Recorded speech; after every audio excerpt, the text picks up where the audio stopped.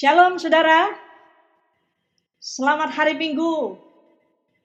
Tuhan Yesus memberkati. Saya percaya kita semua adalah orang-orang yang sudah diberkati oleh Tuhan. Dan Tuhan sangat mengasihi kita semua, amin.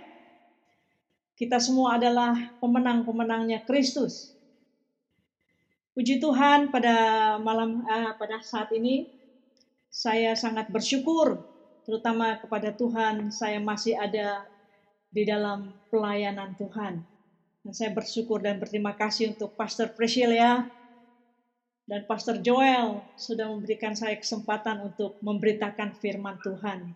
Dan saya rindu Roh Kudus akan menjamah kita semua. Roh Kudus akan memeteraikan firman-Nya di dalam hati kita.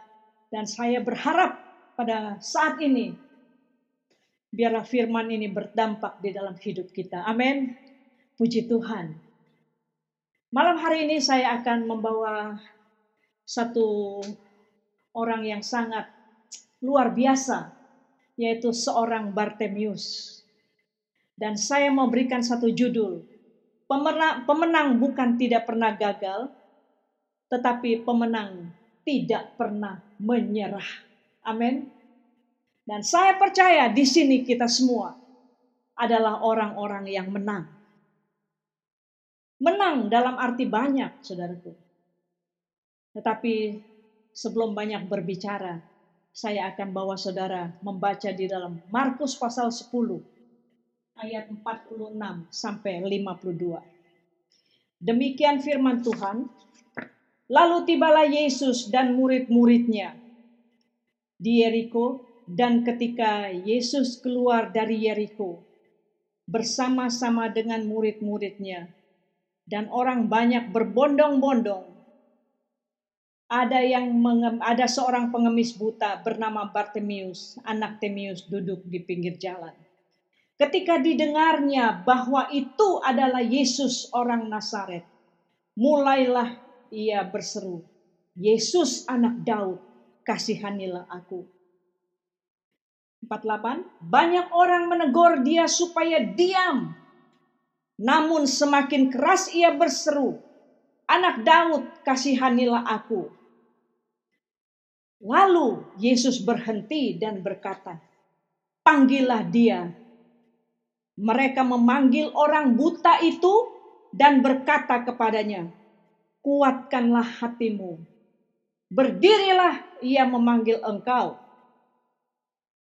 Lalu ia menanggalkan jubahnya. Ia segera berdiri dan pergi mendapatkan Yesus. Amin. Tuhan Yesus bertanya kepadanya, "Apakah yang engkau kehendaki supaya aku perbuat bagimu?" Jawab orang buta itu, "Rabuni, supaya aku dapat melihat." Lalu Yesus berkata kepadanya, "Pergilah, imanmu telah menyelamatkan engkau." Pada saat itu juga melihatlah ia, lalu ia mengikut Yesus dalam perjalanannya. Amin. Saudara sekalian, kisah ini adalah kisah seorang Bartemius yang buta. Seorang buta, dia tidak dapat mengerjakan apapun. Ada beberapa pelajaran yang saya dapat bagikan dalam kisah Bartemius ini. Saudara bayangkan kalau seorang buta, dia mau pergi kemana-mana, dia harus dengan tongkat atau dibawa oleh seseorang untuk pergi ke tujuan yang dia mau. Itulah seorang Bartemius yang buta. Nah, pada saat dia sedang duduk di pinggir jalan, dia sedang mengemis, dia dengar banyak orang yang berseru, berteriak-teriak, "Yesus, Yesus." Mungkin begitu ya saudara. Tetapi ini tidak dijelaskan oleh Alkitab. Bartemius mengenal Yesus sebagai Mesias. Dia tahu Yesus datang dari Nazaret. Dia tidak memanggil, "Yesus dari Nazaret, tolonglah saya." Sementara orang lain berkata, diam, tetapi dia terus berkata, Yesus anak Daud, kasihanilah saya. Dia tidak berkata, Yesus dari Nazaret, kasihanilah saya. Tidak. Tetapi Yesus anak Daud, kasihan. Dia mengakui bahwa Yesus adalah Mesias. Dia mengakui bahwa Yesus adalah juru selamat. Yesus adalah yang akan menolong dia. Yesus anak Daud, kasihanilah saya.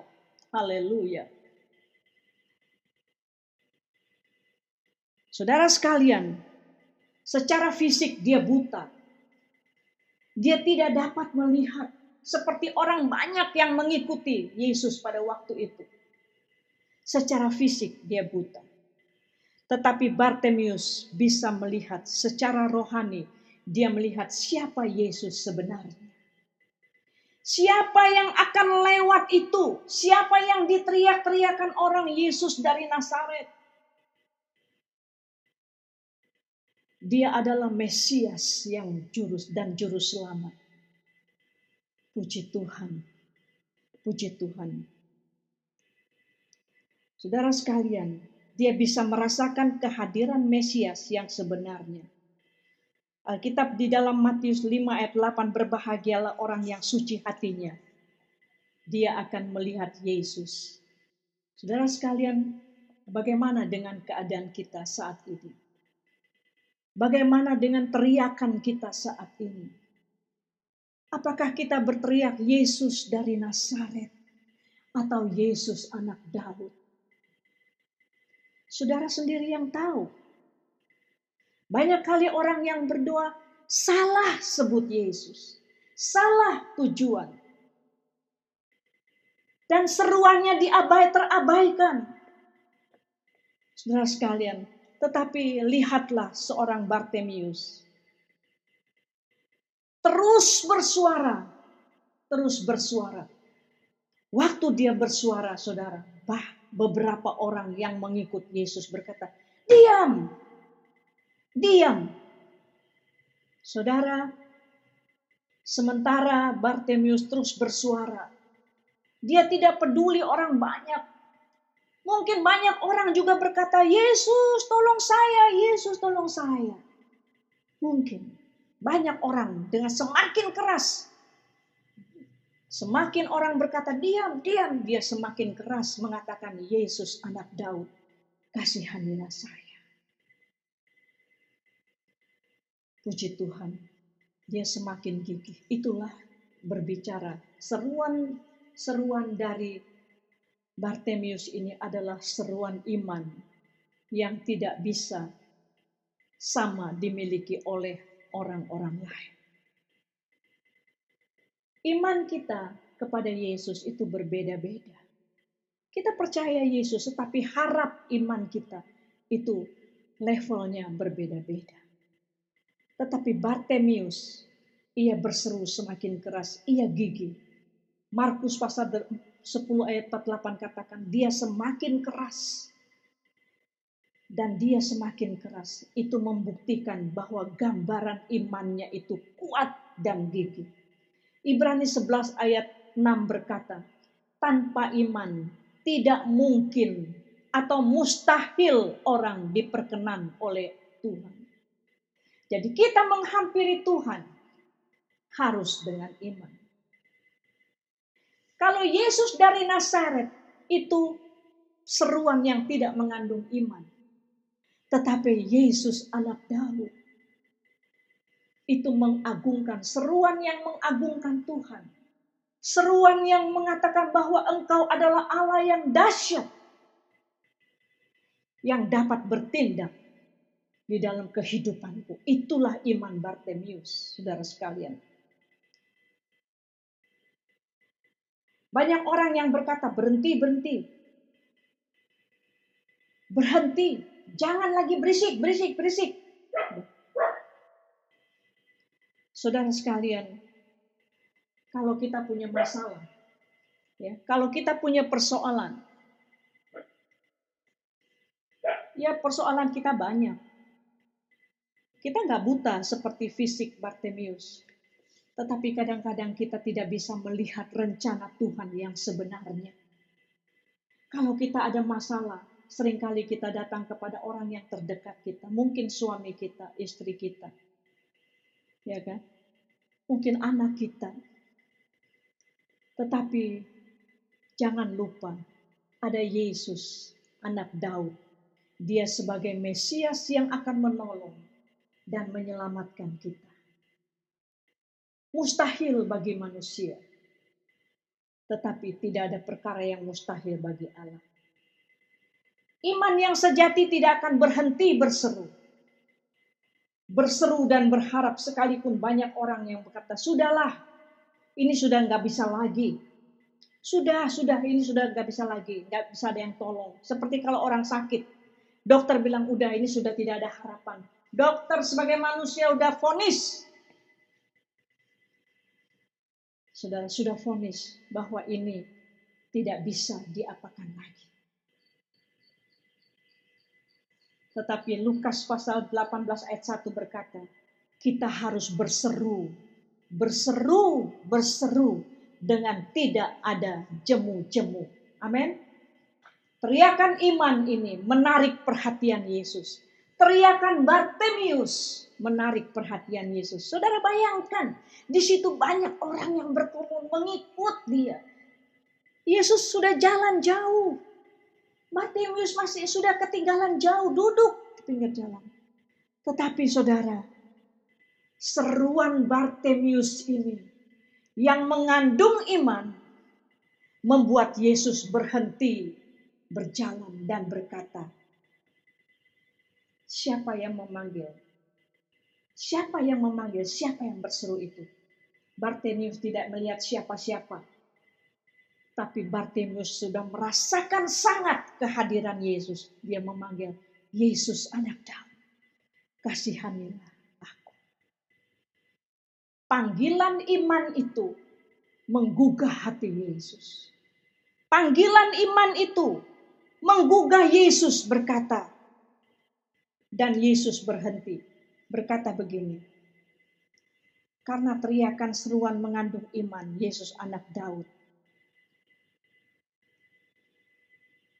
Membuat Yesus berhenti, bukan Yesus dari Nazaret. Amin, saudara. Ada satu contoh begini, seperti Pak Presiden Jokowi dari Solo, ya kan?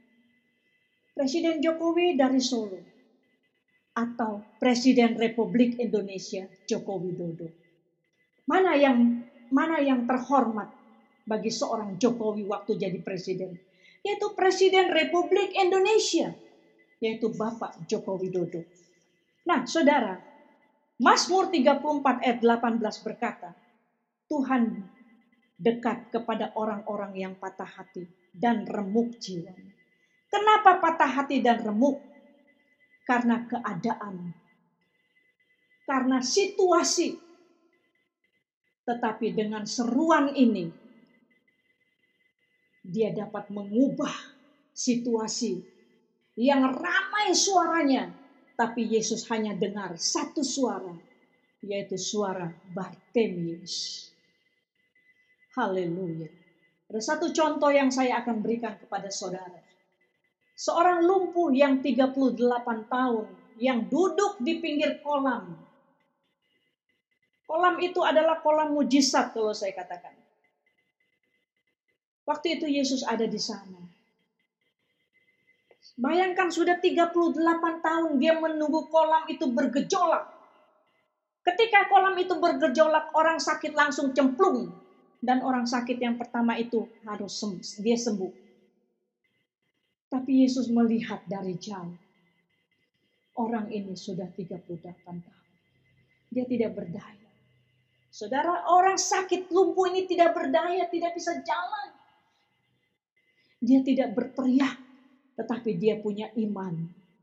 Iman ini yang mengundang Yesus datang kepada dia.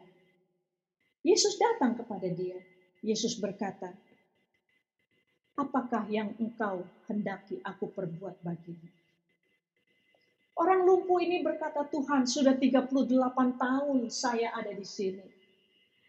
Saya mengharapkan air ini bergejolak, saya cemplung pertama saya sembuh.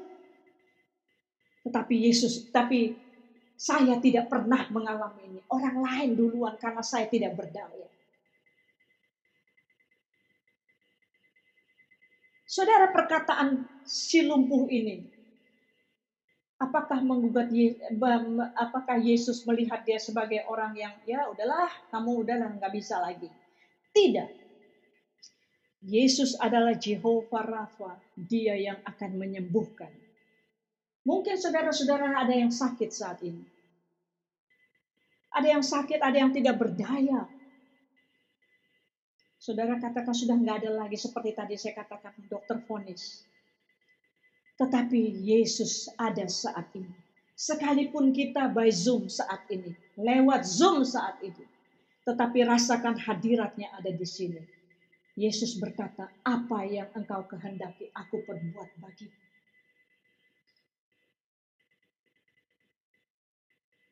Waktu Yesus datang, waktu Yesus berkata, apakah tidak terjadi apa-apa? Tidak. Setiap kali Yesus datang, ada hal-hal yang supernatural itu terjadi di dalam kehidupan orang yang dia kunjungi. Puji Tuhan. Saudara, kita di sini rindu setiap saat. Ketika kita ada masalah, ketika kita mendapatkan satu tantangan jepitan yang seolah-olah kita susah keluar dari masalah itu. Kita rindu Yesus datang kepada kita. Tetapi adakah iman di dalam hidup kita? Mungkin kita bisa berseru, Tuhan tolong saya, Tuhan Yesus tolong saya. Tapi itu cuma perkataan yang tidak mengandung iman.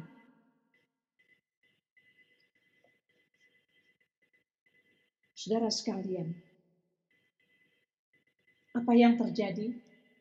Tuhan Yesus berkata seorang lumpuh itu, mulai hari ini engkau sembuh. Angkat tempat tidurmu dan berjalan.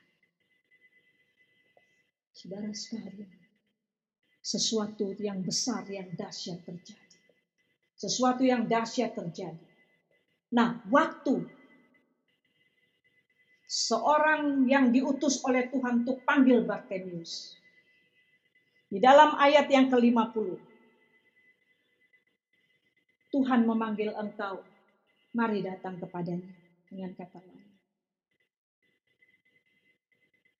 Saudara sekalian, apakah Bartimius berkata, aduh saya gak bisa ke sana kalau ini orang terlalu rame. Gak peduli dia, saudara. Gak peduli. Dia mulai tanggalkan dia punya selimut. Dia mulai tanggalkan dia punya jubah yang selalu bersama-sama dengan dia. Saudaraku sekalian, jubah inilah yang menemani dia. Jubah ini yang menemani dia. Saudara, kalau saya boleh bicara jubah ini adalah beberapa hal yang tidak berkenan kepada Tuhan. Sehingga terus kita ditutupi oleh hal-hal yang tidak berkenan ini. Mungkin kita sombong. Mungkin kita berdosa. Dosa itu banyak. Dosa berbohong. Dosa cinta akan uang. Kepahitan. Dendam. Hidup di dalam perzinahan. Dan lain-lain. Kita terikat. Tetapi waktu Bartimius datang kepada Yesus. Apakah dia tetap menggunakan jubah itu? Tidak. Dia tanggalkan jubah. Dia tinggalkan semua. Dia pergi dengan baju yang ada pada dia. Dia pergi menjumpai Yesus. Saudara, dia tinggalkan semua. Menghampiri Yesus, Sang Mesias. Waktu ia datang kepada Yesus, ia melewati banyak orang. Siapa orang banyak yang dia lewati pada waktu itu? Siapa? Orang banyak yang dia lewati pada waktu itu adalah kesibukan kita. Saya berbicara dengan kesibukan kita. Berbicara mungkin keluarga kita, sahabat kita. Waktu kita mau datang sama Tuhan, kita disibukkan dengan hal-hal yang duniawi. Kita disibukkan dengan perkara-perkara yang rutinitas. Sehingga kita tidak bisa datang kepada Yesus. Iman sudah ada tetapi tidak bisa datang sujud kepada Yesus. Datang merendahkan diri kepada Yesus tidak bisa. Tetapi ini satu contoh yang luar biasa Bartimius ini. Dia datang, dia tidak hiraukan itu orang begitu banyak. Yesus ada di depan saya, dia harus berjalan menjumpai Yesus. Saudara sekalian, banyak orang itu berbicara dengan kesibukan kita. Kita harus menyediakan waktu kita. Bukan menyisihkan, tetapi menyediakan waktu kita untuk datang kepada Yesus. Untuk menghampiri Yesus Sang Mesias. Dan ketika kita menghampiri Dia, itu hal-hal besar terjadi dalam hidup kita. 2 Korintus 5 ayat 17 berkata, siapa yang ada di dalam Kristus, ia adalah ciptaan baru. Saudara sekalian, menjelang datangnya Bartimius kepada Yesus, firman Tuhan yang berkata, siapa yang datang kepada Yesus? Siapa yang datang kepada Mesias? Ia adalah ciptaan baru. Setelah itu Yesus berkata di dalam ayat 52 kepada Bartimius. Yesus tidak lagi bertanya, apakah engkau mau sembuh? Tidak. Tetapi Yesus berkata, imanmu telah menyelamatkanmu.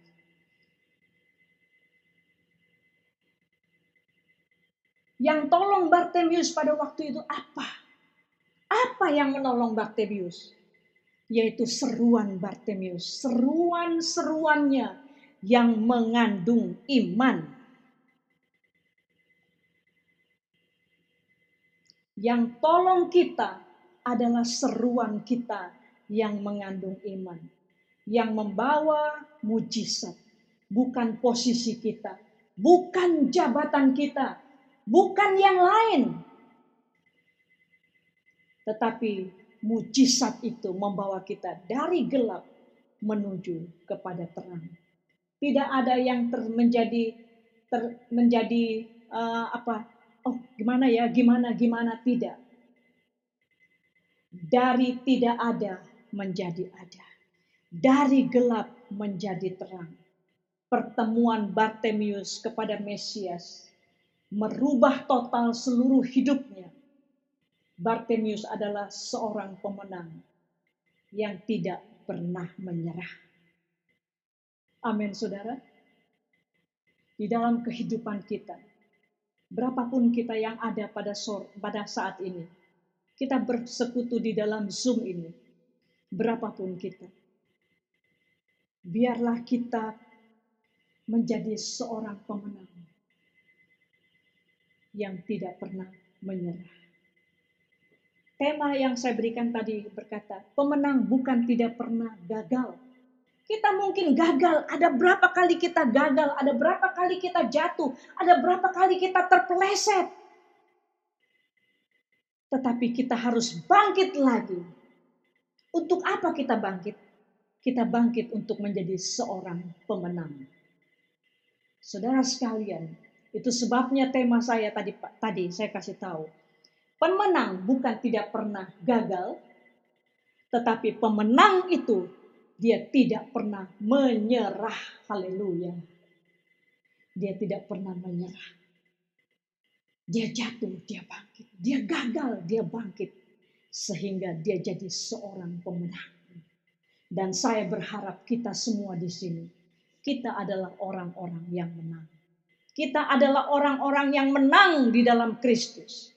Roma berkata di dalam Roma 10 ayat yang ke-13, barang siapa kepada namaku berseru, dia akan diselamatkan. Saudara, perkataan saya yang terakhir pada saat ini. Di dalam Roma 10 ayat 13 berkata, barang siapa kepada nama Tuhan, berseru kepada nama Tuhan, dia akan diselamatkan. Kita tidak lagi menyebut Yesus dari Nazaret. Kita berkata, Yesus anak Daud, kasihanilah aku. Terima kasih. Puji Tuhan, firman Tuhan sudah selesai. Mari kita berdoa. Tuhan Yesus Bapa kami yang ada di dalam sorga, kami percaya firman-Mu sudah selesai diberitakan. Meteraikan firman ini di dalam hati semua anak-anak Tuhan. Kami semua berharap sebagai Engkau, Mesias kami.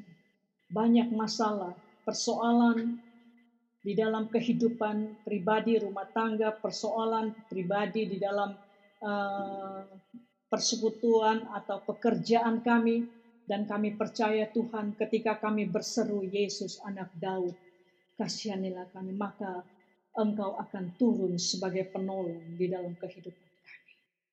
Tolong kami semua Tuhan, tolong Victory Ministry semakin bersinar karena ada urapan Tuhan di dalamnya. Di dalam nama Yesus kami berdoa dan mengucap syukur. Haleluya. Amin.